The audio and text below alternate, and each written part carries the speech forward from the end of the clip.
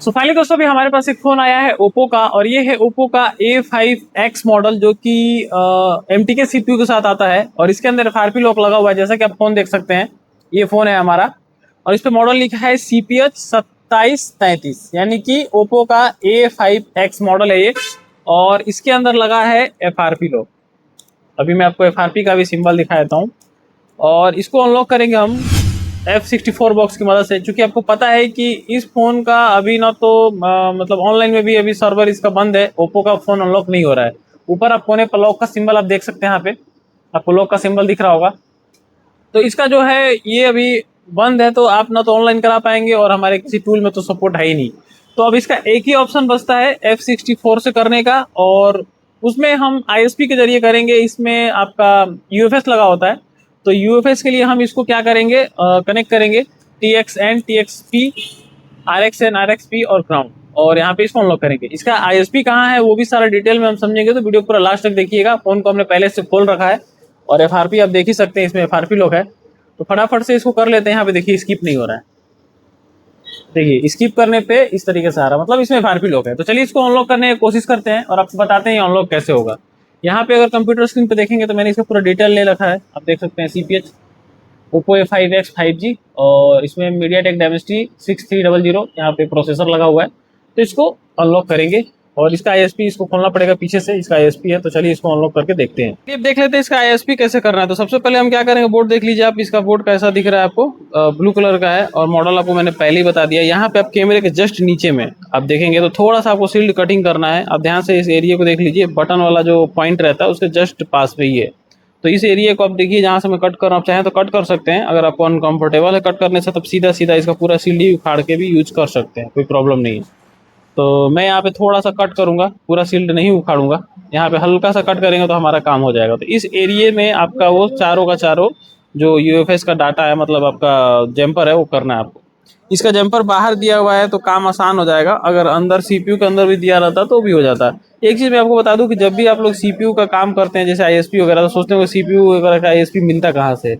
तो अगर मान लीजिए कि बोर्ड के बाहर ISP है तो अच्छी बात है, और अगर नहीं है, यानी कि नहीं दिया है, सीधा सीधा CPU बेस पे कर सकते हैं। क्वालकॉम में और MTK में CPU के हिसाब से आप कोई भी MTK CPU आ रहा है, आप उसका सीधा सीधा सर्च करेंगे ISP पिन आउट CPU का मॉडल डाल के, तो CPU में ड्रिल करके कहाँ पे उसका ISP है वो आपको हर फोन का गूगल पे मिल जाएगा। तो अगर आपको बाई चांस नहीं मिल पा रहा है बोर्ड के अंदर, तो आप CPU ड्रिल करने का अगर आपको एक्सपीरियंस है तो किसी भी फ़ोन का CPU से आप कर सकते हैं। और हर MTK CPU का एक ही जगह पे ISP होता है, और हर क्वालकॉम का भी लगभग लगभग एक ही जगह पे ISP होता है। तो ये चीज़ आप ध्यान रखिएगा। ISP के मामले में बहुत सारे लोग सोचते हैं ISP कैसे पता चलता है, तो ये चीज़ आप ध्यान रखिए। CPU में तो हर फ़ोन का एक ही जगह ISP होता है, लगभग लगभग। तो यहाँ पे शील्ड को बहुत ही सावधानी से कट करना है ताकि कोई भी पार्ट्स डैमेज ना हो। शील्ड कटिंग करते समय ही उखड़ जाता है कोई कंपोनेंट वगैरह तो दिक्कत हो जाता है, बस यही चीज़ का आपको ध्यान रखना है। तो यहाँ पे हमारा शील्ड प्रॉपर कटिंग करके इसके बाद हम अंदर इसका जम्पर करेंगे, स्क्रैच करके ध्यान से सारा कुछ करना है ताकि आपका कोई भी चीज़ पार्ट्स वगैरह डैमेज ना हो। यहाँ पे अगर आप देखेंगे तो हम बहुत ही सावधानी से शील्ड को निकाल रहे हैं, और जब तक ये शील्ड निकल रहा था तब तक आप लोग चैनल को सब्सक्राइब कर लीजिए ताकि आपको इसी प्रकार का हार्डवेयर सॉफ्टवेयर से रिलेटेड वीडियो मिलती रहे। और F64 का पूरा सीरीज हमने डाल रखा है, एक प्लेलिस्ट बना रखा है, उसमें सारा का सारा वीडियो हमने डाल रखा है। जितना भी फ़ोन हम ISP करते हैं या फिर जो भी F64 का मॉडिफिकेशन है, चाहे जो भी नया अपडेट है, सब कुछ हम उसी में डालते हैं। तो आप उससे F64 से रिलेटेड जो भी वीडियोस देखना है उसमें आप जाके देख सकते हैं। एक चीज़ और ध्यान रखना, जब भी आप जम्पर करिए तो उसको पूरा अच्छे से पहले क्लीन करिए, और क्लीन करने के बाद से जब आप ब्लेड यूज करते हैं तो कभी भी नया ब्लेड यूज करिए ताकि उसका नोक एकदम प्रॉपर रहे, ताकि आपका काम प्रोफेशनल तरीके से हो। ये नहीं कि काम चलाने के लिए कोई भी ब्लेड यूज करें, तो नया ब्लेड यूज करना है। और साथ ही साथ जब ISP आप करते हैं तो उस समय यहाँ पे हम लोग जो पेस्ट लगाते हैं, वो पेस्ट को खासतौर पर UFS की अगर बात करें, पेस्ट को हमेशा क्लीन कर लेना है। जैसे मतलब उसमें जो आपका रंगा लगाने के लिए जो पेस्ट लगाते हैं ना, उसको कभी भी हल्का पेट्रोल या फिर जो भी आप लिक्विड यूज़ करते हैं PCB क्लीनर, उसको डाल के और उस पर हवा मारेंगे ना, तो वो बिना उसको ब्रश मारे ही आपका ISP के बाद से वो जो आपका पेस्ट रहता है वो निकल जाता है। और जब तक वो पूरा प्रॉपर क्लीन, हालांकि कनेक्ट तो होता है ऐसे भी, बट अगर प्रॉपर क्लीन करते हैं तो आपको क्या होता है, कनेक्टिंग में एक बार में कनेक्ट हो जाएगा, प्रॉब्लम नहीं देता है। तो आपको छोटा छोटा गलतियों को ध्यान रखना है। अब कई लोग सोचते हैं F64 बॉक्स हमारा कनेक्ट क्यों नहीं हो रहा है, F64 में ISP कनेक्टिंग प्रॉब्लम है, ISP कनेक्ट नहीं हो रहा है, इस तरह का बहुत सारा समस्या रहता है। तो ये चीज़ आपको ध्यान रखना है। ISP कनेक्ट करने के लिए कुछ चीज़ों को आपको बहुत ही बारीकी से ध्यान देना पड़ता है। तो यहाँ पे क्लीन कर लिया हमने, अब जो इसमें पेस्ट डालूंगा जिससे कि आपका सोल्डिंग जो है वो अच्छे से प्रॉपर चिपके, तो वो वाला पेस्ट क्या होता है पूरा उसमें एक ही जगह मिक्स हो जाता है। तो कभी भी ये ध्यान रखना है कि वो पेस्ट को जब मिक्स हो जाए तो उसको यहाँ पे क्लीन करना है, ये वाला पेस्ट देखिए। और ये जो अभी मैं डाल रहा हूँ ये तो अपना पीपीटी है, तो पेस्ट रहेगा तभी जाके पीपीटी अच्छे से चिपकेगा। और कभी भी पीपीटी से ही इसमें यहाँ पे बॉल बनाना है, क्योंकि पीपीटी रहता है तो बड़ा बड़ा बॉल अच्छा बन जाता है। आप अगर रांगा यूज करेंगे वायर वाला तो उसमें काम अच्छे से नहीं होगा। तो पीपीटी का यूज करके यहाँ पे आपको प्रॉपर बॉल बना देना है। देखिए मैं प्रॉपर बराबर बॉल बन गया। और यहाँ पे अब मैं इसको फिर से क्लीन कर लेता हूँ। क्लीन करने से क्या फायदा होगा कि प्रॉपर आपका काम होगा। अब ये क्लीन हो गया। अब यहाँ पे थोड़ा सा पेस्ट और डालूंगा हल्का सा एकदम। और यहाँ पे सिंपल सा हम क्या करेंगे, चारों अपना TX RX P RXN ये सब का जम्पर कर देंगे। तो हमारा प्रॉपरली यहाँ पे कनेक्टिंग का कोई दिक्कत नहीं रहेगा। और अगर प्रॉपर आपका जम्पर भी हो रहा है ना तब भी आपको फायदेमंद है। तो यहाँ पे हमने पेस्ट डाल दिया है। अब यहाँ पे हम वायर लेके इसको जंपर करेंगे। और आपको वायर जंपर करने के बाद से सिंपल से आपको सबसे पहले हम लोग ग्राउंड को जंपर करना है ताकि मजबूत बन जाए। और ग्राउंड थोड़ा छोटा रखिए बाकी वायर से, ताकि ग्राउंड पे ही प्रेशर पड़े। बाकी वो जो आपके नॉर्मल वायर है डाटा वाले सब, वो सब का दिक्कत ना आए, जैसे RX TX वाला। तो यहाँ पे हम क्या करेंगे, पहले ग्राउंड को जंपर कर लिए स्मॉल साइज में। और अब हम क्या करेंगे, इसमें जितने भी अपने डाटा के लाइंस हैं जैसे कि आपका TXN RXN TXP RXP ये सबको जंपर कर लेंगे। और जंपर करने के बाद से उसको एक जगह स्टेबल करके कनेक्ट करके देखेंगे कि हमारा फोन कनेक्ट हो रहा है कि नहीं हो रहा है। तो ISP करने में कुछ चीज़ों का सावधानी रखना है। अब ये पेस्ट एक ही साथ देखिए कितना पास पास इसका ISP है, एकदम नज़दीक। अब ऊपर से इसमें लिक्विड पेस्ट है। तो अब इसमें क्या है कि लिक्विड पेस्ट भी तो एक तरह से करंट का वो है, करंट इसमें प्रॉपर फ्लो हो ही जाता है। तो अगर इतना पास पास में होगा तो थोड़ा बहुत तो उसमें रेजिस्टेंस क्रिएट करेगा ही करेगा। तो ये प्रॉब्लम देता ही है। इसलिए कभी भी आप ध्यान रखिए, इसमें जो पेस्ट लगा रहता है अगर आप उसको क्लीन कर लेते हैं तो वो और बेटर कनेक्टिविटी देगा और आपको एक बार में कनेक्ट होगा। तो ये चीज़ आपको ध्यान रखना है। तो यहाँ पे हम क्या करेंगे, चारों जंपर करने के बाद से कनेक्ट करके देखेंगे कि हमारा प्रॉब्लम सॉल्व होता है कि नहीं होता है। तो फटाफट से इसका जंपर कर लेते हैं और आपको देख लेते हैं। बाकी इसका ISP आपको मिल जाएगा वीडियो में, आप देख ही सकते हैं। ISP मैंने आपको दे दिया है, तो आप ISP भी इसका देख के करा सकते हैं। ISP तो बहुत ज़रूरी चीज़ है।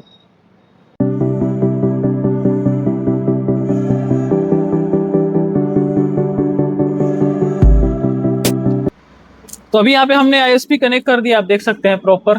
और इसका ISP का हम आपको फोटो दे देंगे कैसे कैसे कनेक्ट करना है। अभी आपको करना क्या है, इसको बहुत ही प्यार से यहाँ पे इसको यहाँ से VCCQ देना है, इसको यहाँ पे कनेक्ट कर देना है। और इसको यहाँ पे आपको लगा देना है।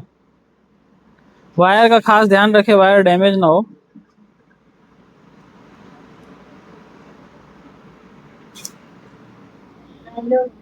ये हमने लगा दिया इसको प्रॉपर।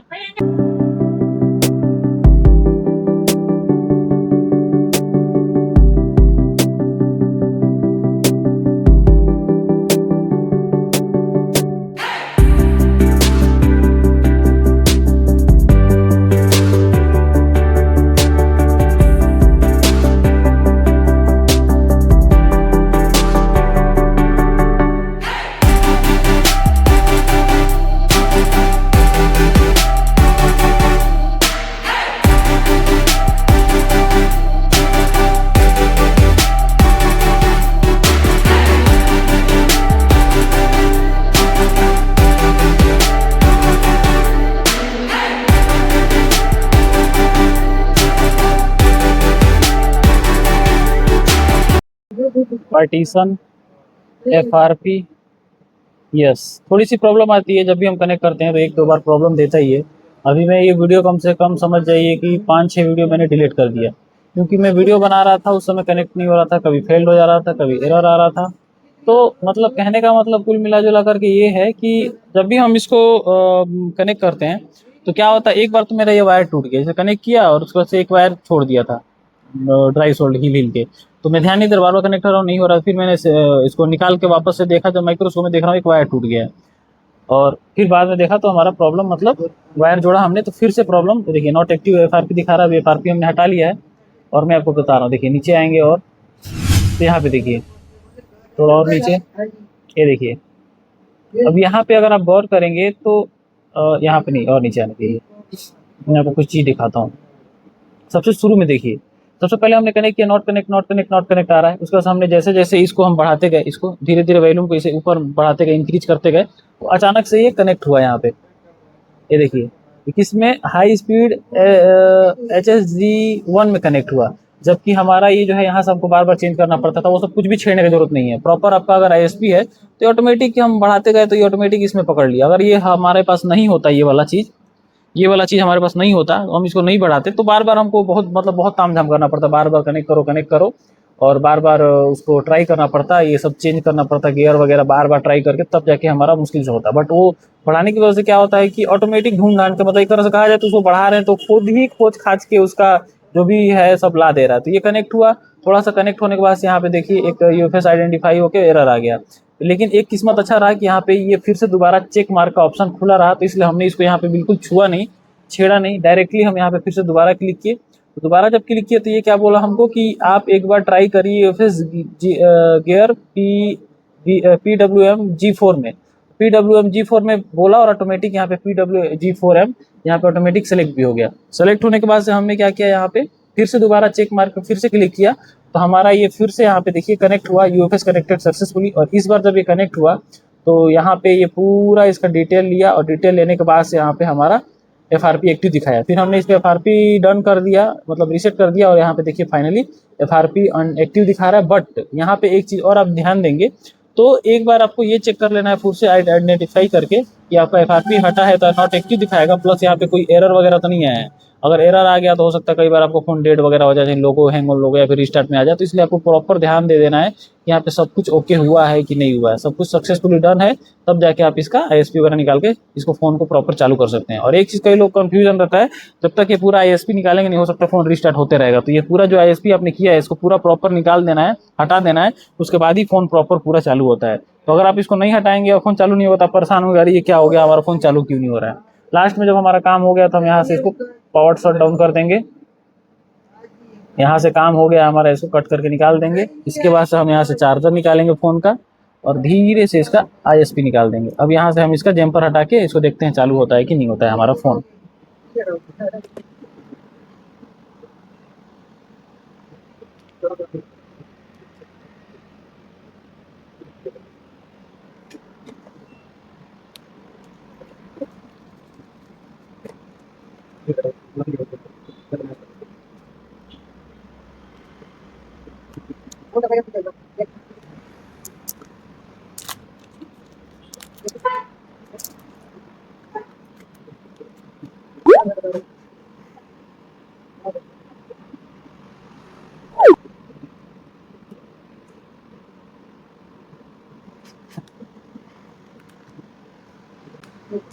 तो यहाँ पे भी हमारा सिर्फ FRP हुआ है और यही तरीका है मेनली। जब तक फ़ोन चालू हो रहा है आपका सारा कमाल इसका है, ये धीरे धीरे इसको पूरा जीरो पर रखना है। जब भी आपका काम हो जाए इधर साइड से जीरो होगा, फिर धीरे धीरे बढ़ाते जाना है, बढ़ाते जाना है, बढ़ाते जाना है, बढ़ाते जाना है।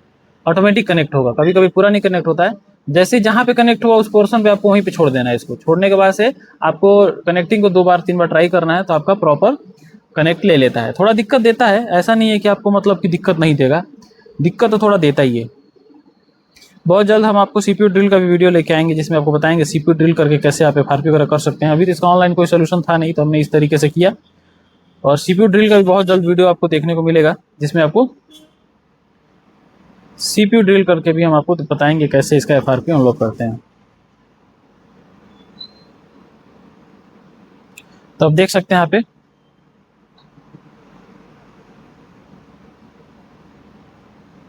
FRP डन हो गया है और हमारा फ़ोन बिना किसी ज़्यादा डैमेज के प्रॉपरली हमने अनलॉक कर लिया है। तो बस इस वीडियो में इतना ही। अगर आपको वीडियो अच्छा लगा तो लाइक करिए, चैनल को सब्सक्राइब करिए। मिलेंगे किसी और वीडियो में, तब तक के लिए जय हिंद।